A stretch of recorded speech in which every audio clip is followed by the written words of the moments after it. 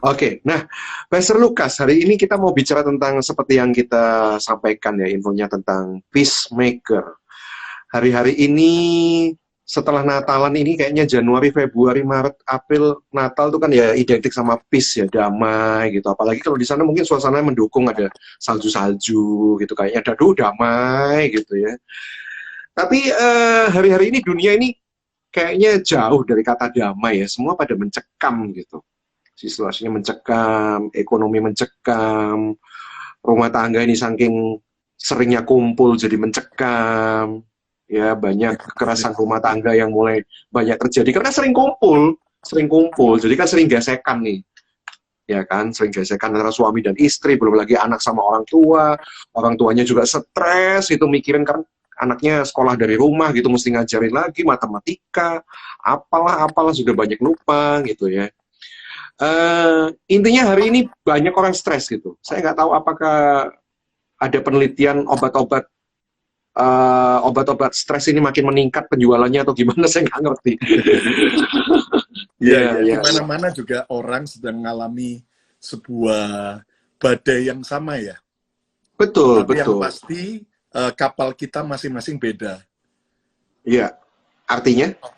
Bahwa ada yang berespon menghadapi badai yang sama, ada yang kapalnya tetap percaya Tuhan, tetap bisa rukun, harmonis, ada yang kapal yang berbeda lagi, yang panik, kemudian khawatir, ada lagi yang kemudian malah sibuk untuk ribut, berantem. Jadi kita menghadapi badai yang sama, tapi kapalnya beda-beda. Wah, ini ada juga Lydia dan Aan juga gabung ya, apa kabar? Wah, ini luar biasa ya, keluarga-keluarga yang kompak semuanya join. Iya, jadi badainya sama, kapalnya berbeda. Kapal yang berbeda ini artinya juga bisa punya haluan yang berbeda juga ya? Ya, karena pilihan masing-masing kan. Pilihan masing-masing, respon keputusan kita saat menghadapi badai itu. Nah, apakah kita kemudian berespon positif atau berespon negatif? Itu persoalannya. Itu persoalannya. Kita kadang-kadang tidak bisa memilih, kita tidak bisa mengambil satu keputusan. Saya mesti seperti apa gitu. Ini yang saya mau. Kita diberi Tuhan free will kan untuk memutuskan. Masalahnya keputusan ini kan harus benar tuh, Pastor. Harus tepat, harus jitu. Betul. Ibarat kalau sniper nih sekarang kan sulit nih ya.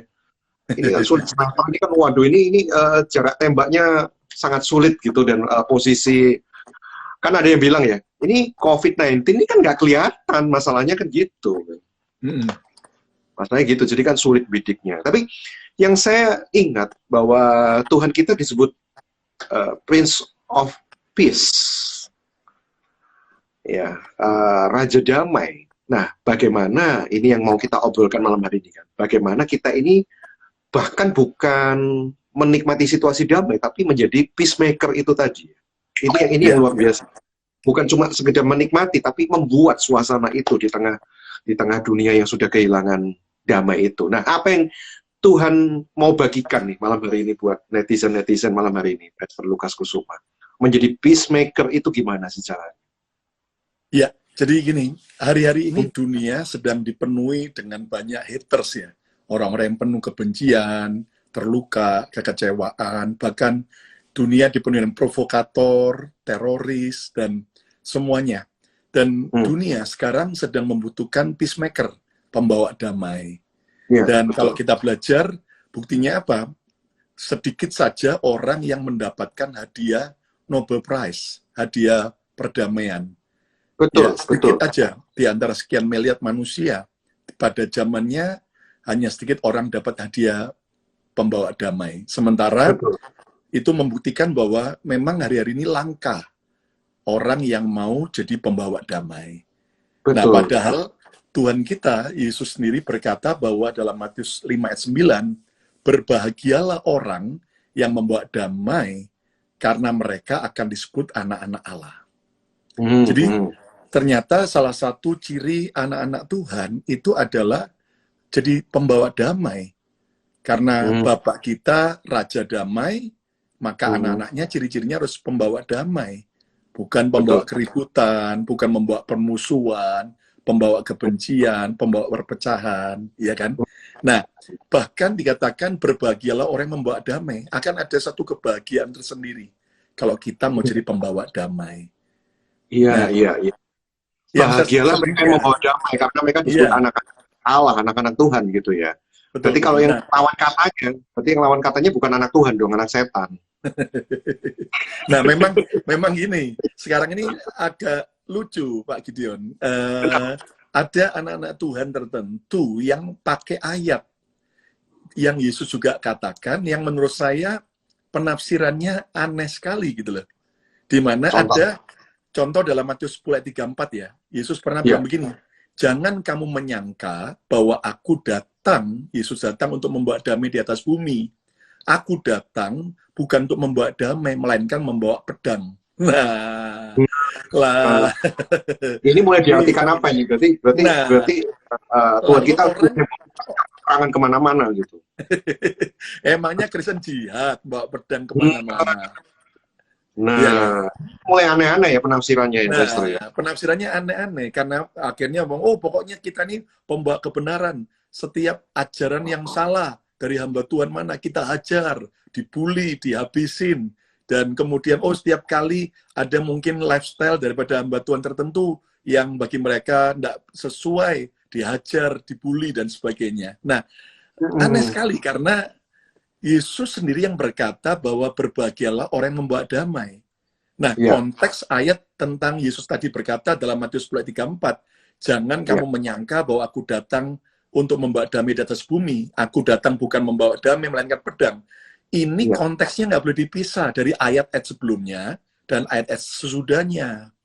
Ya ya, kan? ya, Nah, ya. di situ memang Yesus berkata, karena aku akan ada perpecahan antara orang tua anak, kemudian antara ibu bapak, dan sebagainya. Nah, tapi konteksnya itu adalah kalau kita itu dikatakan jadi pengikut Yesus, kita bakal dimusuhi orang.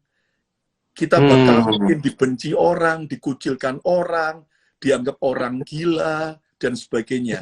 Tapi bukan berarti kita yang memusuhi orang. Iya kan? Ya, Lalu ya, orang ngeklaim itu bilang, oh, kita pembawa pedang pokoknya. Kita membawa pedang. Yesus sendiri ngomong pedang. Buktinya coba lihat. Waktu Yesus ditangkap di Taman Getsemani, ya kan? Nah, Petrus kan bawa pedang itu. ya, Lalu salah seorang prajurit yang nangkap Yesus, Malkus, dipotong telinganya satu, ya kan? ya. Nah, kalau Yesus memerintahkan kita membawa pedang untuk kita memusuhi orang, ya, kita berantem ribut dan sebagainya, kita mencari kebenaran, kita membela kebenaran, maka Yesus pasti akan bilang ini, betul Petrus, lanjutkan, bunuh sekalian Yudas, hajar semuanya. Kan enggak. Iya, masalahnya hari-hari ini juga yang saya amati ya, orang-orang ini menjadi sensitif gitu. Apa ya, ada sebuah pandangan yang berbeda, akhirnya itu menjadi sebuah ancaman yang harus dihabisi, begitu ya. Itu sih yang banyak terjadi. Nah, itu anggapan yang aneh. Nah, sekarang kita kan tahu ada kelompok tertentu pembela agama mereka, ya kan? Nah, apakah kita orang Kristen, anak Tuhan, diajari Tuhan juga jadi pembela agama Kristen dengan kita membawa pedang dalam artian mungkin bukan pedang secara hurufiah, tapi kita hajar pokoknya semua orang yang kita anggap salah, sesat, kita tidak sepaham dengan kita, mungkin yang begini begitu, hajar, apalagi kalau ada hamba Tuhan jatuh buat kesalahan, wah sudah di blow up. Habis dah. Habis. Nah, apakah itu ciri-ciri anak Tuhan?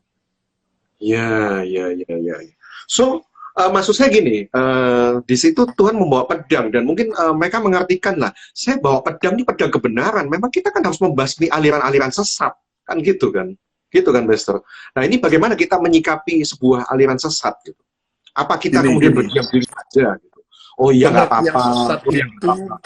Iya, pengertian sesat itu kan diukur dari mana, ya kan? Nah, kalau sampai itu hanya beda pandangan teologi ya. Selama dia percaya Yesus, mengaku Yesus sebagai Tuhan dan Juru Selamat, dia saudara kita. Contoh yang satu berbahasa roh, satu anti Ya, bahasa roh. Nah, masing-masing percaya Yesus, ya ya, kan? ya, Satu percaya tentang peperangan rohani, satu nganggap itu orang terlalu ngeroh, ya toh? ya, ya. Masing-masing sama-sama percaya Yesus. Nah, sekarang di sini justru kita harus bisa bijak mengatasi perbedaan pandangan. Iya, iya, iya, iya. Nah, kita Belum kan lagi, setuju kan? Yang belum kita lagi kalau setuju kan bahwa yang disebut sesat itu siapa? Mereka yang tidak mengakui Yesus sebagai Tuhan dan Juru Selamat, tidak mengakui Trinitas, ya kan? hmm, hmm, hmm. Keesahan daripada Tuhan kita, Bapa, Putra, Roh Kudus. Nah, itu baru, kalau mereka tidak mengakui itu, baru itu kita boleh ngomong sesat.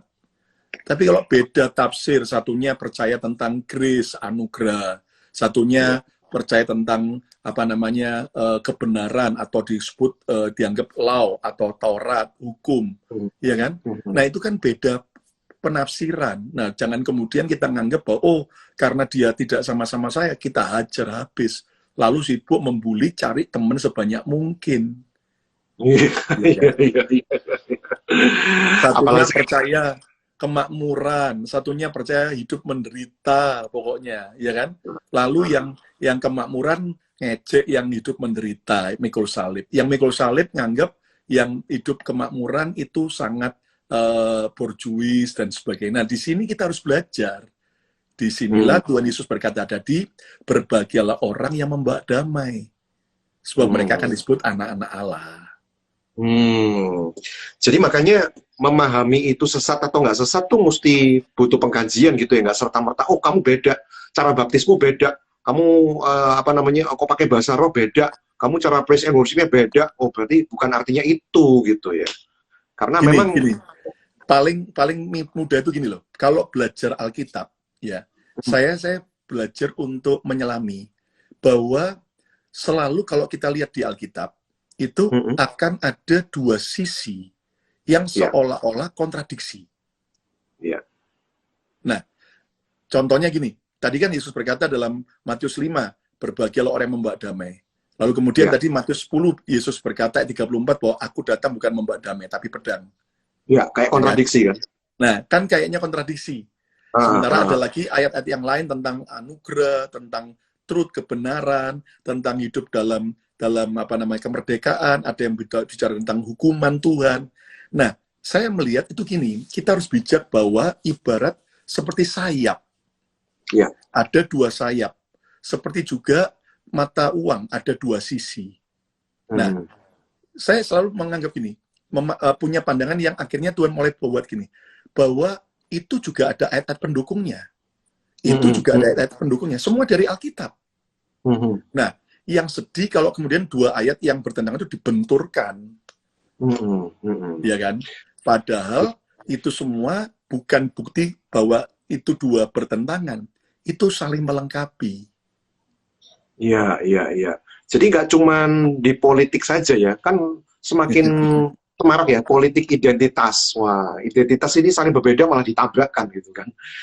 Itu sedang terjadi dalam politik. Ternyata dalam agama, terutama kekristenan pun itu juga terjadi, yang itu menimbulkan perpecahan gitu ya, menimbulkan pertengkaran di sini. Repotnya pertengkaran zaman now itu bukan cuman di alam nyata aja, serunya di sosial media, Bok. Waduh, komennya langsung 5.000, serang sana, serang sini. Kalau nggak salah, Anda pernah diperdebatkan juga gitu kan, masuk dalam sebuah media sosial seperti itu. Nah, tadi dikatakan bahwa kita harus membawa damai sebagai agen perdamaian, katakan gitu kan. Apa menyikapi Anda ketika Anda dibawa dalam sebuah forum sosial media dan sedang disorot mungkin gaya hidup yang mestinya nggak kayak gitu. Apa yang Anda lakukan? Serang balik? Nah, bagi saya saya belajar untuk memberitakan ini loh, apa sih sesungguhnya. Kan yang kadang-kadang orang itu gini, orang jangan mudah menghakimi sebelum kita mengenal betul. Dan kita terkadang merasa sudah tahu, padahal ternyata kita belum tahu sama sekali. Ya kan? Nah, makanya saya cuman komen sebentar menjelaskan bahwa ini loh, ya orang kan mempeributkan tentang apa namanya, orang ngasih berkat saya, ya atau sepatu yang dulunya harganya tidak segitu, tiba-tiba karena langka jenisnya melonjak harganya. Padahal di Amerika itu harga resminya awalnya cuma $300 aja, gitu loh. $300 ya. Terus kan karena kos langka digoreng-goreng sama orang yang reseller itu jadinya 1.700 lah. Nah, sekarang poinnya seandainya betul seperti itu, ya kan? Nah, kalau kita sebagai hamba Tuhan dikasih berkat, ya kan? Ataupun ada orang memberikan gift card untuk kita bisa membeli sesuatu barang. Menurut saya ukurannya adalah bicara keseimbangan. Saya selalu ngajar jemaat saya, kalau kalau kamu sudah diberkati Tuhan, nikmati berkat juga boleh, ya kan? Tapi seimbang enggak dengan taburan yang kamu tabur untuk pekerjaan Tuhan? Betul. Itu persoalannya, untuk ya kan? Royal, tapi untuk Tuhan pelitnya setengah mati, gitu. Nah, itu masalahnya. Beli tas Hermes sekian miliar, tapi kalau ngasih persembahan di gereja, alamak.